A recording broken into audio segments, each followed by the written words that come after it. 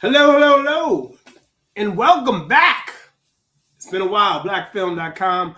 We are with Ro. I'm your host, Ro Carter, and my great co-host, Rob Smith. How are you, buddy?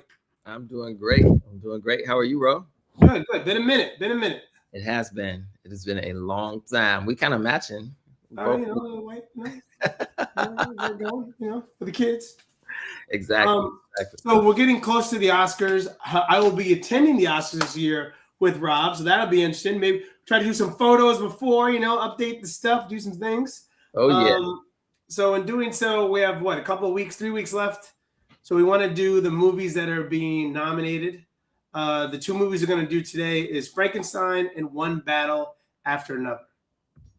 Boom. There you go. Very simple. Which one do you want to lead with? That's on you, sir. You want to do Frankenstein? Yeah, let's do Frankenstein first, and then we'll lead with Battle.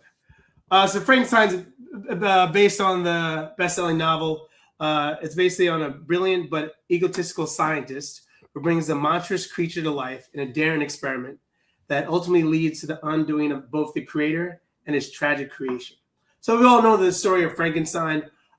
They've probably done 15, 20 movies of Frankenstein. So when I saw this initially, I was like, oh God, another movie of Frankenstein. But this is so well done. It's dark. I respect Oscar Isaac. I hated him in this movie, but because he's just a good bad. No. I'm not saying acting wise. I mean in terms of I just hated his character in the movie, and you really felt for actually the creature he created more than you felt for him. And so it was interesting to see how that dynamic kind of worked and the place it took in. Sometimes they do a futuristic Frankenstein, a past, just different genres and period pieces. So I kind of like how it unfolded, and a love story in there as well. So when you first heard they were doing Frankenstein, you saw it. What was your kind of idea of going into it? Did you think it was going to be good? Did you give it a chance? And you were like, let's see what happens. Yeah, I absolutely was excited about it because I love anything that's like fantasy. Wow, can you put your volume up a little bit? You're low. Can you hear me? Yeah, probably a little bit, or speaking to the mic a little bit. Yeah. I was saying I absolutely loved the idea of a retelling of this story. I love anything that's kind of fantasy or whimsical. And I knew they were going to have more of a modern take on it, which I appreciated. And then when I found out Oscar Isaac and Jacob Elordi were part of it, I was super excited because they're both so talented. So I was ready for it to come out, excited. And I thought it was cool that it was on Netflix too. So I didn't have to go to the theater for the experience, which, whatever. I love going to the theater. But yeah, I was super excited about it from a holistic perspective. Now, Jacob Elordi, I was like, I didn't think he could do. At first, I didn't know it was him. And then you could kind of tell it was him later on when I'm like, and then I saw him in an interview and he was like, that was the biggest test for me, that role. He's like, because he didn't have it wasn't a big speaking role. So it was really just him moving and stuff like that. And so he deserved the nomination 100%. When I saw he got nominated, I was like, wow. And I kind of like when you have actors where you don't know who they really are at first. It's one thing I can do. Oh, that's Oscar Isaac. I know that, right? I know it's Christopher Waltz. I know that. But to not know it was him at first and you just see the performance, it was just so well done. His love interest, Mia Goth, played a great role as well. It's a huge story going on in terms of Oscar Isaac wants to create this creature, and then he also wants to control this creature as well at the same time, not understanding what it feels to be just human, right? And he thinks he's God in a way, but at the same time kind of learns that even God can control all the things he creates. And then Jacob's character, the creature, just kind of starts learning for himself what he wants, and there's more out there than just obeying to Victor Frankenstein of all his needs. And so that was very interesting, just that kind of connection, and kind of makes you realize how life is sometimes, and kind of how we're forced into these things and not understanding what people want at the end of the day. What do you think about the storyline? Yeah, I thought it was a great take on the story. I love the fact that it was kind of narrated by Frankenstein. And like you said, we get to watch the journey of the creature. The one thing that I thought was so well done was, and this is a nod to Jacob Elordi, and this is why I'm so happy he got nominated. We got to see him go from the stage of infancy to being this brilliant person who was navigating the world while he was angry and frustrated. In his navigation of the world, he was still kind of brilliant in his understanding of the world, because he was able to take in knowledge and take in love and take in experience through all the people he'd encountered throughout his journey of finding the creator, his creator. So I think it was very magical in the way that they told the story that way, again, as it was narrated from Frankenstein, but lived through the lens of the creature. So it was beautiful. I also like the period piece because that time it reminded me of the Nick. The Nick was a show on HBO, and it's about the first Black doctor and how they used to do medicine back in the day. And so, you know, when Victor Frankenstein is presenting his theory or his thesis about how things connect and how it can bring dead tissue back to life, it was like, oh wow, like imagine that time, like basically cocaine was the cure for everything back then, right? or lobotomy, right? That was the way. It was like, oh yeah, give him some cocaine or just take out half his brain, he'll be fine, you know? And that was the way you did it, or you cut it off. And so I kind of like it was more of a deeper thought, almost playing God back then, because that was the first medicine, right? You didn't have all these cures and stuff. And so it's kind of interesting when you see it from that perspective. And when you had a thought or a theory and no one could really test you back then, your theory, and you had to prove it, but no one can really go against you unless, you know, you were a hierarchy and stuff like that. So you really learn like all the workings of that kind of lifestyle back then. What do you think about that kind of mix? I thought it was great overall. Like I was just really impressed by the film. So I think I didn't feel like it was lacking in any area, actually. So, you know, the storytelling was perfect. I thought the cinematography was beautifully done. I thought everything from wardrobe to makeup to the set design, it was just all phenomenal. And then that, like you said, like diving into that story of it all, where they were trying, like it was the journey of the discovery, it gave it more life, but it also allowed for us to see where there was like a lack of compassion for the creature, because this was like this journey of discovery for him as a scientist. But at the same time, we saw the creature find compassion through the people he met on his journey. So I just thought they did a really good job of crafting the story all around. I also like that, yeah, you saw the narration from Victor Frankenstein, but then you see the monster's point of view too. And so you get that balance, like, oh, it's not always like you're taking his word of mouth for everything. Like, no, this guy was an a-hole. He was definitely, you know, he had his own motives of what he wanted to do. And then as he gets there, he becomes the monster because of the battle. I'm not going to go give it too much away, but someone gets killed later on, and you really see Victor becomes the monster in his own right? And there's an undertone about, basically, I think there's a correlation with how blacks are viewed in America, you know, throughout America history, in terms of like the young girl falls in love with the creature, aka the beast, and that's how we were always represented, you know, whether it be in King Kong or all these other, like we were this visceral being that just like, oh my God, you don't want to be next to because they're bad, their energy is negative. And then there's the white woman, right, that comes in and says, hey, no, there's a purity to them, and I can find it, and I have found it, and they actually are good people. Give them a chance. And so I kind of like that underlying story, not to dig too deep in the theory about it, but it's there for you to see and kind of relate to what's going on in the world and what has continued to go on in the world, even though the story takes place so long ago.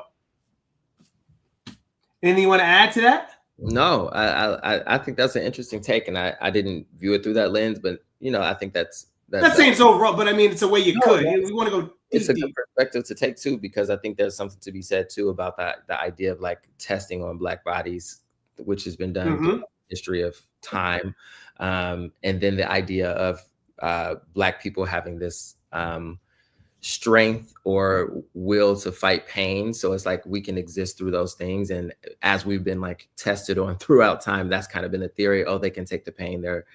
They're stronger in that way, in that regard. So I could see the parallel in those. Oh man, if they would have made Frankenstein black, they would have lost their minds. It's crazy. Like the Little Mermaid. Now the other movie that's coming out soon with which Lupita, one? Lupita's playing the Odyssey. Yeah. They're losing their mind on that. My brother held the lifesaver for 2.2 seconds. They lost his mind. Like it's crazy. So if Frankenstein was black, they were like, "What do you mean? Like, why would he do that? It doesn't make no sense." When God forbid they would have cast Idris Elba as James Bond, they Oh would God, lose their mind about you know. that. So all those things are funny. So overall, I really like this movie. I highly recommend it. As Rob mentioned earlier, it's on Netflix. You can actually watch it for free. So I mean, that is an incentive. You can just sit home, pause it, go back, because it is long. It is long. Not a drawn out long, but it is a lot to like follow and kind of get to. So I kind of like that that story and how it's balanced throughout. So anyway, check it out. You want to rate it, buddy? I mean, yeah. I mean, Well, let me ask you. You don't rate it. Tell me whether or not is it Oscar worthy to be nominated. That's what I want to hear. Absolutely. And like you mentioned earlier, I was so happy to see that Jacob Elordi was nominated because I just thought his performance was so layered. And for him to have had such limited dialogue in the beginning, and you really felt like you really felt like he was a newborn in, you know, the way that he had to approach the world. So I thought it was beautifully done. And I'm very happy with it being nominated. Yeah, it's gonna be interesting to see his future in acting. He's gonna blow up after this. You know? Oh, he's already blown up. But this is like next level. Like it really is, because that's, as such a young actor, to do a scene like that and really have control. And it's more of just your movement and his grunting. And like I remember in one of his interviews, he said, "I didn't know the voice of Frankenstein, right?" And so that's the scary part. Like if he comes off wrong, it's over. It's like. Yeah, but I mean, under his belt, he has so many like massive credits, from like Wuthering Heights that's coming out to Priscilla to, of course, Saltburn, which I loved, Euphoria. So he's just like such a massive star right now. This was kind of perfectly timed for him. All right, cool. Moving right along. All right, one battle after another. Now this has gotten so much hype, especially because Tiana Taylor, Leonardo DiCaprio, Sean Penn, Benicio del Toro, not forget Regina Hall, and Chase Infinity. The cast is amazing. Basically, this is about Bob, played by Leonardo DiCaprio, is a washed-up revolutionary who lives in a state of stone paranoia, which is he's a hot mess. Surviving off the grid with his spirited and self-reliant daughter, Willa, when his evil nemesis resurfaces and Will goes missing. The former radical scrambles to find her as both a father and daughter battle the consequences of their past.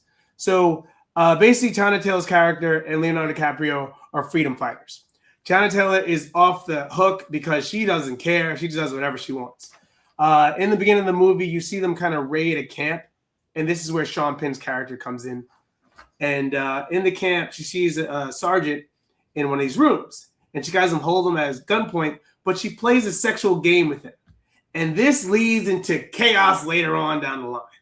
All these other stories unfold. I don't want to give too much away, but it was kind of interesting how that started the movie. And then you kind of see their relationship because she becomes pregnant later, and you don't know whether it's Leonardo's kid or Sean's kid. And then that leads to a whole lot of stuff later on in the film as Sean rises up the ranks. And they want to know, to get to that next level, that underground where white folks really rule stuff, he has to know how pure he is. So this kind of goes into play. Leonardo, being a dad, Tiana Taylor gets caught later by killing somebody by accident in a heist. And that goes wrong, where Sean Penn's character comes back in and kind of has to play that role of like that secret lover that I'll take care of you. You just got to be with me now. And she's like, maybe, maybe not. And then she just bounces. She gets out and just bounces. And in doing so, she sells out everybody in the camp. So this is when they start trying to hunt down Leo and the rest of our revolutionary crew. I really love the balance in here. Kind of what's going on right now with ICE and everything. You kind of feel that with Benicio del Toro's character kind of help him out down the line. What do you think about the storyline to start with and the cast? Well, I thought it was impeccably cast. Like there's nothing that can be said negative about the casting of this film. I got one negative one about that. Oh, you got a negative one. I mean, from Leonardo to Sean Penn to Benicio del Toro to Tiana Taylor to Regina Hall, like it just was cast beautifully. I thought everybody did a stellar job. And then there were some, little cameos in there too. But the story, it was long. was very long. I'll say that. You could have took a half an hour off. You could have took a half an hour off, but you know, that's all right. It was very long. And it was an interesting story. I wasn't expecting it to take some of the twists and turns it took. I was not expecting it to be like this cabal of white nationalists who were like in this underground vault plotting the murder of Black people. Like I wasn't, people of color, I guess. I was not expecting it. So interesting, creative. Yeah, I'll leave it there. Yeah. Well, first of all, this movie's been nominated for a lot of Best Supporting Actor, Best Actor, Best Supporting Actress, Benicio del Toro, Sean Penn as Best Supporting Actors, Leonardo DiCaprio as Best Actor, and Tiana Taylor as Best Supporting Actress. Tiana Taylor, I loved her in this movie. The only thing, she's been making out with too many white dudes in these movies like crazy. I don't know if it's just her, like, I don't know if it's her Halle Berry moment, you know? Like, she's just trying to like, hey, I know if I pitch myself this way, I'm just saying the last couple of films when she's been a white dude in it, she's been tonguing them down. I'm like, that's not necessary, baby girl. Well, look, I don't blame Tiana Taylor because I think, listen, I love the path she's on as an actor. I love her journey in music right now. I think she's doing a stellar job. I do feel some kind of way about this being the only time that we kind of get nominated for these. That's what I'm. There you go, Rob. Yeah. Spell it out. I do. Like, she's pregnant, shooting machine guns, and chasing after someone who's trying to kill her biracial baby. Like, I just like it's every negative stereotype you could put on a person, on a Black woman. She's doing it all, and what you know, nomination. I know it's kind of. And let me make out with two white dudes, you know, legends in the game, so that can really pitch it. One of them is like a Nazi self-proclaimed white nationalist who hates Black people to the core, but just for some reason can't resist wanting to have sex with her. I'm like, what? Okay, that's most of them. You know that. I mean, that's that master kind of ownership back in day slave. That was it. But then his whole mission in life is just to kill his baby, like, so that he can move up in the ranks to be a white nationalist. It's like, okay. And that's so Peter did not like the storyline. I just mean, like, is this was always going to win the awards? Like, it can't be like some epic Black love story, and that is what people are nominated for. We never get nominated for that stuff. Like, and the performances are great. I will say, however, I am, not to switch topics, I am glad that Wound Me is also in that category, because I thought her performance in Sinners was so grounded and so beautiful. So now it's really tough because we do have two really great performances in that category, and it has to be between one of them. It has to be between Wound Me and Tiana Taylor. So I'm just saying that's who I'm just gonna leave it at. It's not in Black History Month, player. It's in March. It's in March. And also, I thought Regina Hall her performance warranted some recognition. Regina was great. I wish they didn't use her. Mm-hmm. Like, and that's tough. She's a great actress, but like Benicio del Toro, that short period he had, like, you felt him on screen. Yeah. I didn't feel Regina really that much on screen. That was my only knock I had, besides the Tiana Taylor making out with everybody, is Regina Hall, just like that presence of, like, I saw her, I was like, oh, great to see you. But Benicio, when he came on screen, like, he is so, like, at this point in his career, like, he just knows. He's like, I got this. Boom, yeah, like, we're good. His all mannerisms, like, everything's like, you know, like, I think he maybe had like, what, 3 or 4 lines, that was it, and the rest of it was just like moving and kind of doing stuff. Yeah. But, I mean, he nominated, and it was great. And Leo, he's a hot mess in this movie. It was kind of annoying how much of a hot mess. Yeah. You get so frustrated with his character that you're just like, bro, get it together. Like, what is wrong with you? Come on, sir. The funniest part in the movie is when he doesn't remember anything because he's been wasted, getting high and drinking. And so there's all these passwords that they used to talk in code. And they're like, sir, unless you give us the code, we can't help. He's like, man, it's like 20 years ago. I don't remember anything. I'm like, what are you talking about? I was crying because I was like, that would so happen to any, everyday person. Like, man, I hadn't done this 20 years. And I was so annoyed too. I have to say, I was annoyed. This part this part annoyed the shit out of me. Why do you have these young guys who are like doing parkour trying to lead him through the city to get to safety? Like, you really think this old man is going to be able to do parkour with these teenagers and get to safety? Like, I'm like, what? Whose idea was this? Like, I didn't look at it as parkour. They were doing, but they were just jumping over buildings, trying to. They were doing parkour, and he's trying to keep. And when he fell, bro, I was dying. I was like, oh, I was like, oh, that's it. It's a sign. I'm like, we didn't have another path we could take. Like, y'all taking this old man to jump across the buildings. Like, what is going on? Okay. Yeah, there's some good comedic scenes. There's some good like battle and scenes where they're fighting each other. The shootout in the house with the young girl, that was crazy. And then Sean Penn's character, they try to equate this movie to the Terminator, because she's the resistance, the newborn, and then you can't kill him. Remember, he got hit on the side of the road, and Sean Penn's character just keeps on coming back, like he just won't die. Please. Oh my yeah. God. So there's a lot of stuff in this movie. It's pretty deep in terms of like, I thought about the depthness for me was thinking about the revolutionary in the 70s, 80s, trying to change stuff, and Black Panther movement being shut down, learning so much. I love the new app now. What is it called? The reoccurring like symbol. It's it's like you can press it and like now it shows up on your. No, you don't know new symbol now on Instagram? No. No, you don't know the new symbol on Instagram? When someone like posts something and then you can see it. Oh, see? Talking about my music. And then see there's like this thing here. Hold on. The repost symbol? Yeah, the repost symbol. Yeah, that's it. So the repost symbol, I love that because now, especially during Black History Month, you're learning more and more stuff, and I can just repost it real quick. It doesn't have to do all this stuff, which we're learning a lot more quicker and faster in Black History Month. People are like, oh, really? I didn't know that.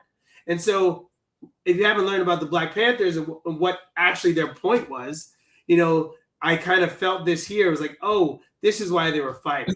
Tiana was a little bit off the rails a little bit, but the base of the core of that group was trying to change things for the people. Absolutely. Make a better living. And so remembering that, and then the government coming in and being like the control, and no, it can't go down this way. It has to be this way. But only a certain group of people are going to benefit from that. So remembering that at the end of the day, but also seeing the love that you can't just put one class of people under that. And then that's Leo's character, right? He's a white guy. He's like, hey, man, I fell in love with this Black woman. I have a beautiful daughter. I think it's mine, and I don't know. But the point is I love her unconditionally, right? Regardless of a color. And then remembering that we can all come together on the same level. So that was pretty good and deep. I like that kind of storyline. Yeah, I mean, it was an interesting story. All right, Rob loved that. I don't think it's going to win Best Picture. I don't. I mean, who do you have for Best Picture? I have my fingers crossed for Sinners. It was an interesting story for sure. Yeah, I don't know. I know it's nominated for Best Picture, Best Director, Best Actor, like you mentioned. Sinners is gonna get everything but the good ones. It's got 2 actors nominated for Best Supporting Actor, 1 actress nominated for Best Supporting Actress. It's up and down. Best Adapted Screenplay. It's really up and down the list for Best Casting. So it's gonna win something. Best Cinematography. Are you allowed to speak out at the Oscars? Like, oh no, you allowed to? Well, Ro, we'll be high enough they won't hear us. They won't hear you. Yeah, we'll be up a little bit. We have a good view, but we'll be up a little bit. Nosebleeds today. We're not on the floor sitting next. No, I know, but I just want to make sure it echoes. Like that was she was Rob. Rob. Like. You'll enjoy the experience. Okay. All right. Anyway, well, that's our reviews for today. Next week we're gonna try to add F1 in. What's the other one? Balago? What's it called? Begonia. Balago. I call it Balago. It feels like Balago when you watch it. Begonia, and then I want to see the Shakespeare one. Hamlet. Yeah. Hamnet. So I'll try to see that this week. Oh, Yeah. I did see the Marty Supreme. Timothy Chalamet movie. Marty Supreme. Yeah, I want to talk about that one. Ooh. Okay, so are we doing F1 and Marty Supreme? Tell me what Yeah, you let's do that. F1 and Marty Supreme next week. Because that one, I get why the people love it. I get it. Okay. I'm not saying I agree. I'm not saying I agree, but I get why the people, because it has a little bit of everything that they like. Got it. All right. Anyway, thank you everybody for tuning in and watching. We'll try to get back on it. I'm gonna be in LA for a little bit in March, so we'll hang out, try to do a photo shoot, do some things, catch up with Rob and the beautiful people at blackfilm.com. Thank you for tuning in. Good luck with everything, Rob. Have a good day.